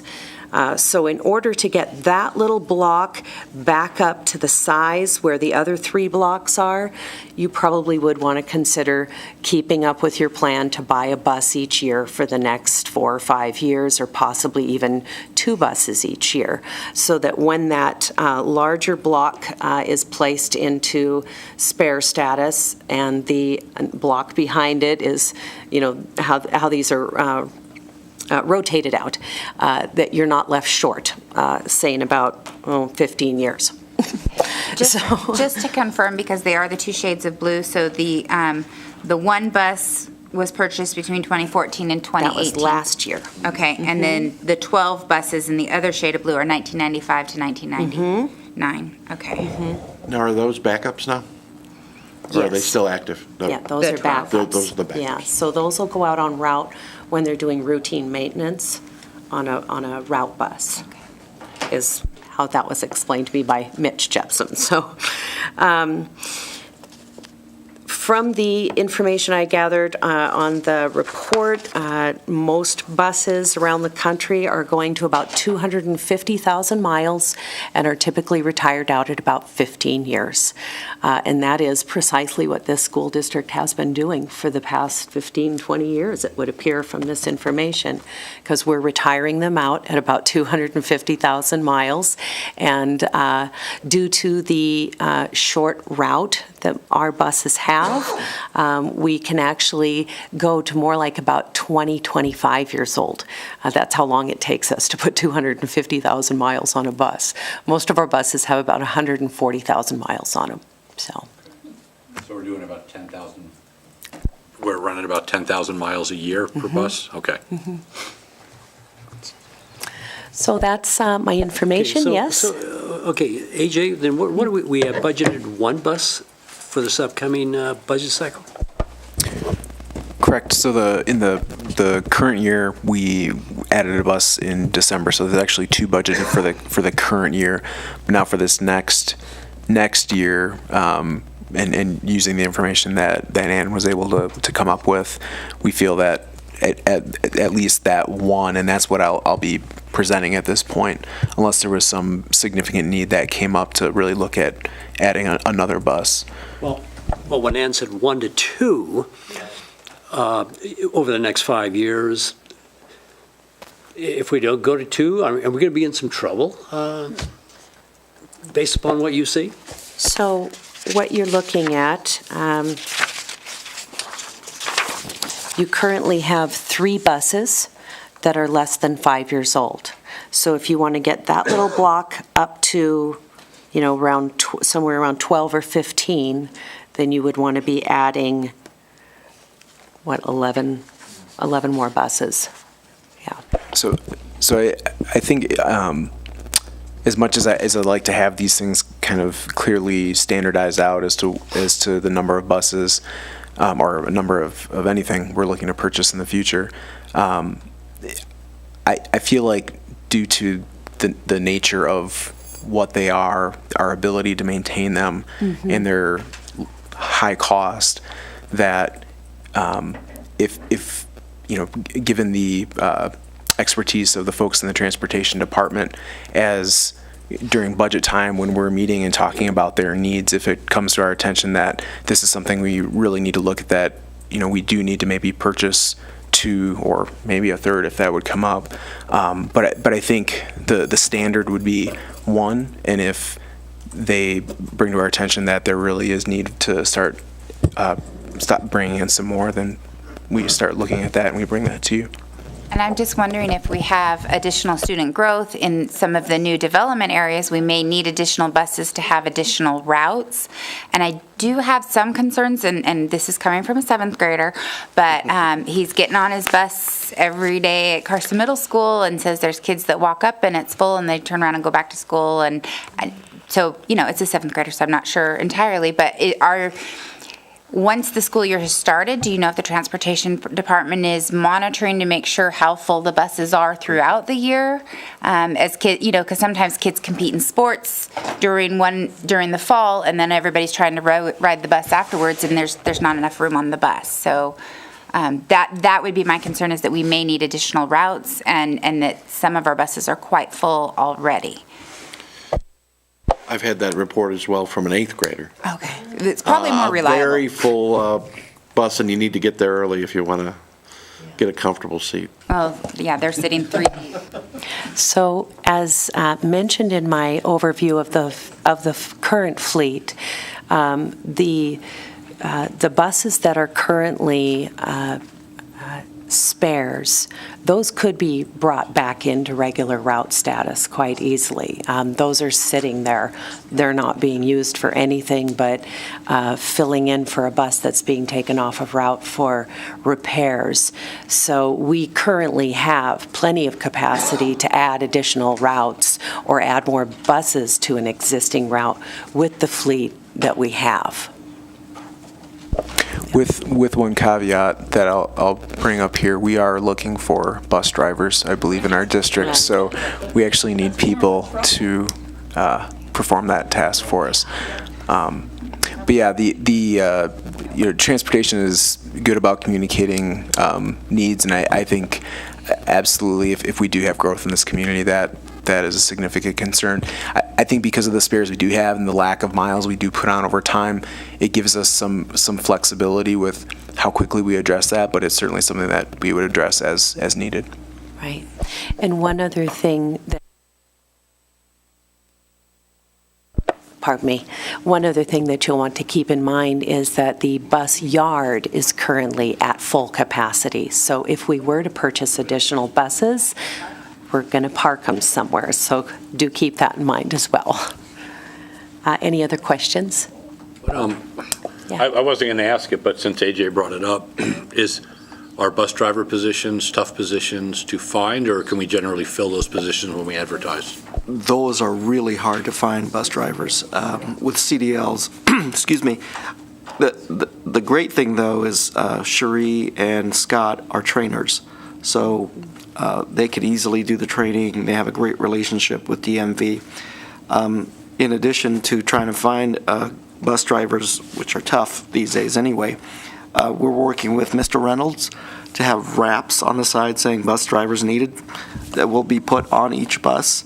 I need to get with Cherie to see where we're at with that. And then on the other side will be parapros, teachers. I've seen the cooks and custodians. Right, cooks and bakers. I mean, we're going to plaster those yellow buses with stuff. They'll be moving, traveling, yeah. Not quite like the Vegas scene, but a little bit tamer. AJ, do you know, as far as just generally speaking, and if not, maybe we could get that information? I'm thinking, obviously, like everything else, the newer buses are much more efficient than the old buses. Do we have any kind of numbers that say what it costs to operate a bus, that's 1995 to 99 versus one that's within 5 years old? So from a fuel efficiency standpoint, I don't think I don't have the specific number, but I don't think there's any doubt that they're more fuel efficient now than they were. One of the things that came up in a conversation I had with Mitch Jepson, our mechanic, 2 years ago, and Ann actually brought up earlier when I was speaking with her about this topic, with the advances in technology, it's not as easy to work on vans and keep up some of those things, and it becomes a little more expensive to take care of those things. So I think there's likely some trade-offs. I don't have exact numbers, but one thing I will say is that you can see it's partially due to the fleet, partially due to gas prices, but we are spending dramatically less on gas now, gasoline. I think we spend I think last year was right around $160,000. And if you go back 10 years, I think we were spending almost $100,000 more, I think, at that point. So I think we're a reflection of just time getting some newer buses in, getting some older ones out, but also gas prices obviously coming down during that time. So.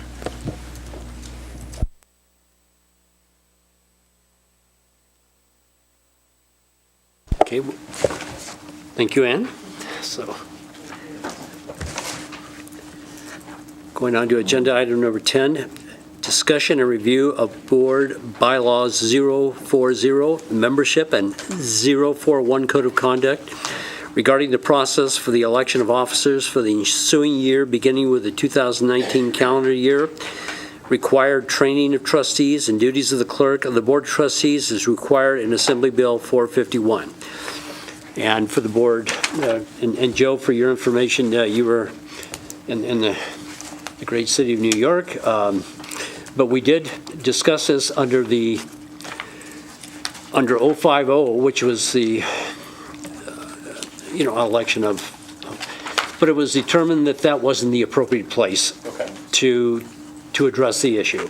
And Laurel brought up that 040 and 041 were probably the places we should go. So with that, I was going to let Laurel go ahead and take it from there. based upon what she said, You want me to draft? I thought you were coming back with a draft of it. Okay, I will defer to Mr. Pavlakis. Thank you, Ms. Crossman. On page 2, and these are just kind of minor edits, but on page 2 of 040, in the first line under section 6, I'd suggest a comma after voting district, and then, are y'all with me? Okay. And then in section 7, second line, performance of capital D district duties. Those are just typos. Then on the next page, item C refers to the board shall encourage attendance of each new trustee at orientation workshops and conventions of the Nevada State Board Association. I thought in that paragraph, you might want to add, each trustee shall complete such training and provide certification of completion as required by law. And then add as a reference down below AB 451, 2017. That has not yet, at least I haven't found it to be codified yet in our NRS, but if I can find it, I looked today and I couldn't find it. What the training is, or? Yes. So I think it's chapter 386. Well, that's where it's supposed to be. And it's not? Oh, they haven't updated it. Okay. Yeah. And then I have a copy of Clark's policy for the clerk too, for your, Okay, and then I had one more item. On the very last page of bylaw 040, page 4, Or is it 041? 041, I'm sorry, section 4 on page 4. I would consider adding a subsection I, participating in the training required by law. Or completing? I don't know, what does it say? Participating. What page were you on? I'm sorry. The very last page of 041. Section 4. Yes. Complete. GH. Okay. H. Okay, and I'm just wondering if the word shouldn't be completing training, since the draft of, it says each person who is elected or appointed to serve as a member of a board of trustees of a school district shall complete training. So rather than participate, we should encourage our members to complete the training in the first and third year.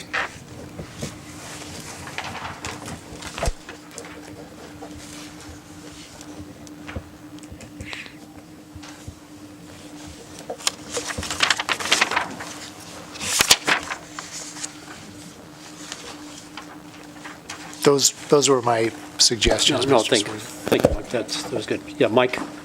I'm just wondering, on section 2, if we go back to page 1, like the S/he, I'm just wondering, it just looks dated to me. I'm wondering if we can't put something we could just put the word members, we could put, you know what I mean? Just a gender-neutral term in place of that. I think it would look a little more timely. maybe trustee. Yeah. But yeah. You just as trustees, yeah. Yeah. Trustee shall.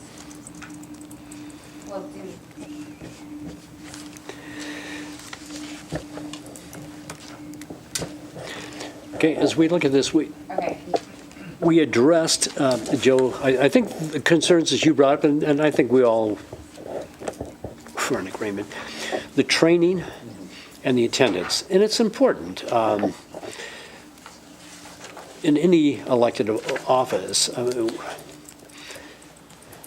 we've only got really 24 at most regularly scheduled meetings. We might have additional workshops and things, or a special meeting, but the attendance is important. You miss a couple, I mean, we're talking a lot, so. And this is our only place to deliberate in an open meeting. We need everyone here with the input for the kids. Was there anything else that you think ought to be required? Well, I'm just curious, I mean, in some of what we have in section 4 on the last page of 041, when we talk about training, the NRS says that trustees shall complete not less than 6 hours, but then on the last page here, we're basically saying should. I mean, is there a problem with, in the opening sentence, a member of the Board of Trustees, instead of should meet responsibilities, say shall meet responsibilities? I mean, I always struggle, I know in my line of work, with should, because it gives somebody the wiggle room. If I say you should build it this way, and they don't, it's like, what can I do? Can I ask you a question? If we put shall, what happens if a member doesn't get the training? I mean, there really aren't, there's not a lot of teeth in the law. So I mean, as a board, what are we going to do if somebody doesn't do it, is my question. Yeah. Well, and that's what I mean. I don't know if it from Mr. Pavlakis' standpoint, what kind of difference it makes. You're right. I mean, we're limited in the teeth we have, but I think if it says in terms of training that you shall meet the law, and you don't, it's when you're talking about executive positions and whatnot, it puts you in an easier position to say, well, it was pretty clear you must do this. Not, well, you should do it. That was my thought there. So I don't know if we want to go that definitive or not. Well, if you noticed on section, on the first suggestion on page 3 of 040, under section 8, the recommendation for item C was each trustee shall complete such training and provide the certification that provides certification of completion as required by law. So that's under what the board is going to indoctrinate through its orientation and each trustee to do. On page 4 of bylaw 041, this bylaw refers to meeting the responsibilities to the community and how trustees are expected to do that.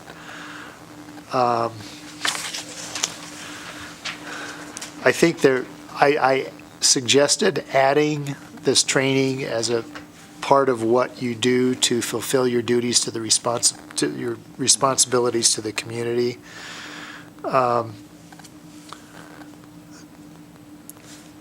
When you look at some of these other items, it's hard for me to say shall. Right, yeah. But on this one, yeah, I think it's, in my mind, I thought a fair comment might be, we've already talked about board training in 040. Do we need to talk about it again in 041? And my initial inclination is yes, I think we should talk about it in both places. I think that when we're talking about board training and orientation, we are telling trustees that you shall comply with the law. And we believe that in this section, in my opinion, we believe that it's part of your community responsibility and you should do that. I don't think those are inconsistent, and I don't think that one waters down the other. Okay. I had a thought on that H2 when you were talking about it. Would it be too much if you were talking about a line of encouraging all training, and then with the second sentence, talk about the law and what the minimum is, but we encourage everybody to attend, Leading training. all the NASB or whatever training. Well, at least that's my opinion. And I guess my question still remains, I'm not sure we want to just put it on NASB. Like I said, I go to a lot of educational meetings that aren't necessarily NASB. It doesn't have to be NASB. And I was going to look at that back on bylaw 040, page 3, whether or not we take that phrase, each trustee shall complete such training and provide certification of completion as required by law. If we don't make that item D and then and make it its own item, because they can, acquire that training through NASB or through UNR Extended Studies or through other things, and then change D to E, so it's a new paragraph. Okay. I mean, I just don't want to tie anybody's hand if If you know, they what I mean, get- if you're getting training that's going to benefit the community, I want you to be able to get credit for that. You know, And it just does need to, in order to be this certification, though, it has to meet those subsets set forth in the law of what the training, you know, there's all kinds of training, but it has to certify that. I did make a few edits, just quickly, to get rid of the she, he's, and the his, hers. Do you want me to itemize those right now and see if you like those? Or do you want me, or do we want to just have me give the draft? You want me to go for it? Or is there a, I mean, Do we have to, with the he, she's, can we just make a blanket change to trustees? kinda. Do you want to hear what I said? No, go ahead. Okay. Go ahead. Okay. So page 1 of bylaw 040, under section 2 qualifications A, B, C, I just changed it to trustees instead of she, he. And then trustees shall before entering the duties of their office, because you've got plural trustees, so that would work. So you don't need the trustee. Okay, there's another one over there where you can do a she, he, where you can do trustee. Trustee seeks election. Okay, and if you, see, then you've got the his, her, successor down here. So I would change that to trustees. Successor, I missed that one. Down on page 4, right at the bottom. And then, so on C, it would be trustees shall before entering the duties of their office instead of his, her. And then page 2, removal, change it to, whenever a member shall cease to be a bona fide resident of the county or voting district, comma, that trustee's membership shall cease immediately. And then section 7, for the his, her, I think you can just delete it and say a trustee shall receive compensation for services in accordance with the law. And section 8, paragraph A, just to make it easy so you can go to the plural, the board shall give 2 new trustees no later than their first regular meeting and for their use and possession. And then if there's any others that I missed, I think that cleans them up.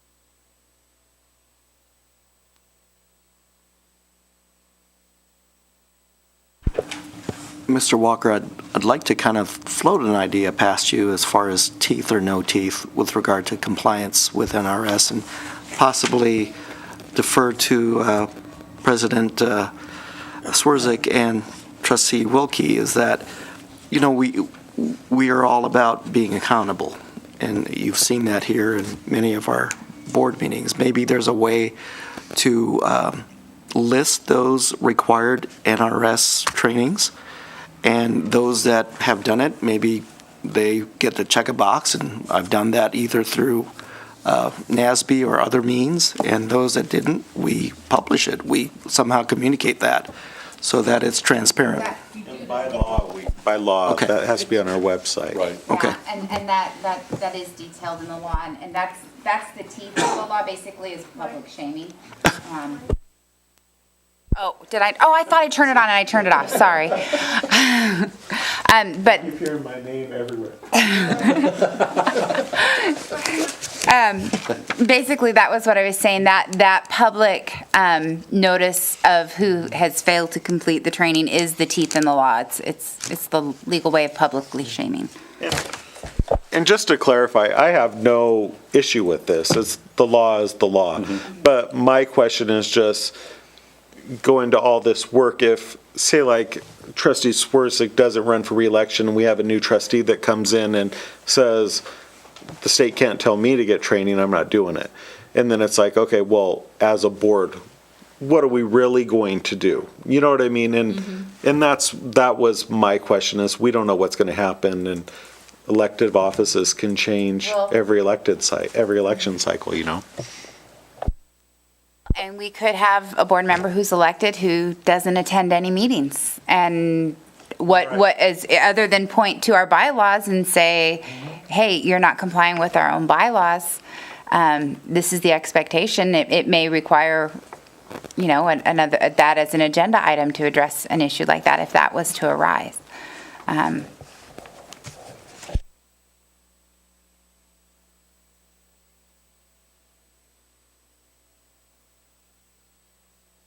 Okay, any other? One other comment, just while we're thinking of it. Stacy, did you have Washoe County's, because I did see that their notice that they included from Washoe County detailed each trustee and went through and showed, so in terms of presenting the good news as well, showed which trainings had been obtained by all the trustees. So here's the positive news that this many hours of training were completed by each trustee. They had a nice spreadsheet. And that was on their website. Clark put it out too, not quite as detailed, but how many hours each one had. So that's part of the thing that's not in the law. It doesn't tell you how you have to do it. But Washoe hasn't come up with a policy for it either, because I went through their policies and they haven't refigured theirs. Clark refigured theirs, but Washoe hasn't done theirs.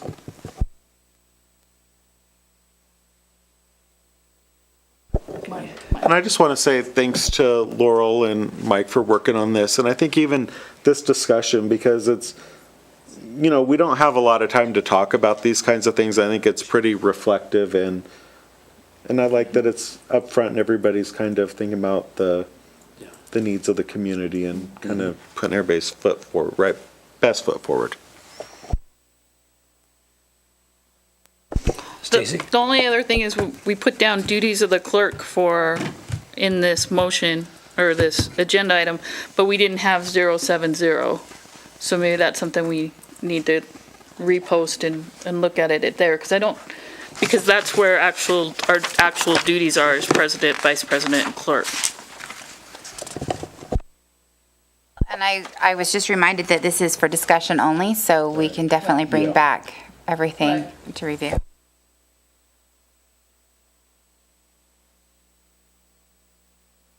Any other comments, questions? Seeing none. We'll go on to agenda item number 11, approval of consent agenda for possible action. So approve. Me? Second. Second, and comments from the audience, public? Seeing none, all in favor? Yes. Okay. And it's Motion like 9 o'clock, and I can't make a motion. Okay, agenda item number 12, informational items. Anybody have any comments on this?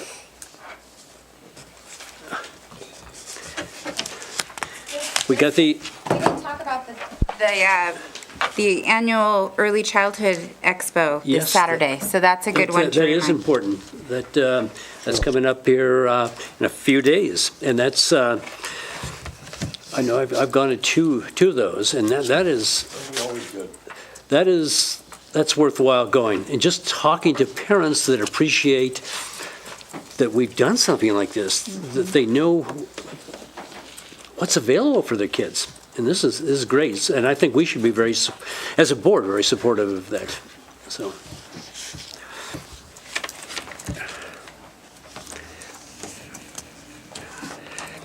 Any other comments?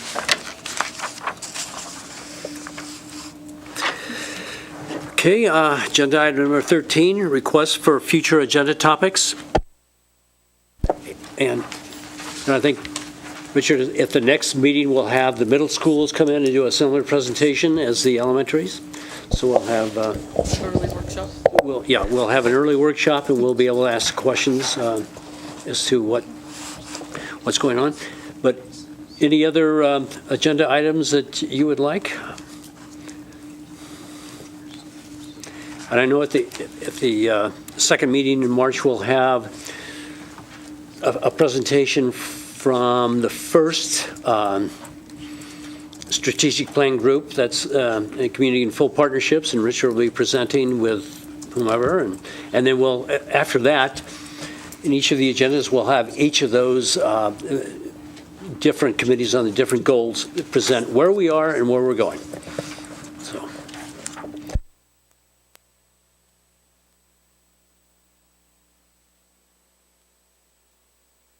We talked about at a future meeting, you know, that we had that email from that parent about a report, is there a report on our website? And we had kind of talked about, but I don't know if we ever decided if we wanted it to be an agenda item of having a set way that we're reporting progress on our strategic plan, or are we comfortable as a board with Mr. Stokes' year-end presentation?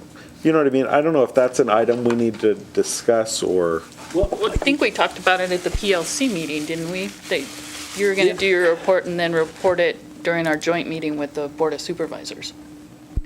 But I think Mike brings up a good point on the format of the presentation, and I think that might, because I think we're not quite there yet, and I think it, based upon this first meeting with Richard, we'll begin to, as a board, to ask the questions, and it should fall out, because that should be a next step within 2 to 3 weeks, and then that would go to each of the committees.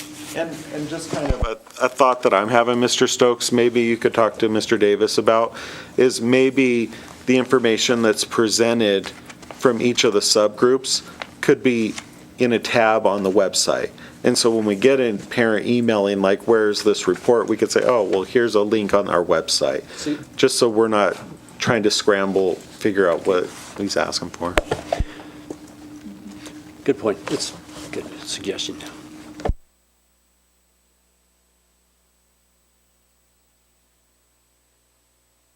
Any other future agenda items? Okay, hearing.